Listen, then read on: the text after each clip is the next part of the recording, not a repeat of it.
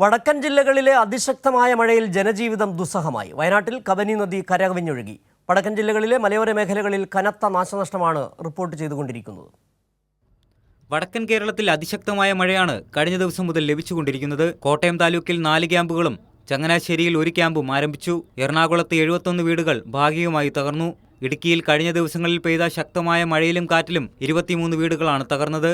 ലക്ഷക്കണക്കിന് രൂപയുടെ നാശനഷ്ടമുണ്ടായതായി കണക്കാക്കപ്പെടുന്നു. കനത്ത മഴയെ തുടർന്ന് കോഴിക്കോട് കല്ലാച്ചിയിൽ വീട് തകർന്നു. ചെക്കിയാട് ഗ്രാമപഞ്ചായത്തിലെ മുഴുവൻ വിദ്യാഭ്യാസ സ്ഥാപനങ്ങൾക്കും ഇന്ന് അവധി നൽകിയിട്ടുണ്ട്. വയനാട് മുത്തങ്ങയിൽ ദേശീയപാത 766-ൽ വെള്ളക്കെട്ട് രൂപപ്പെട്ടു.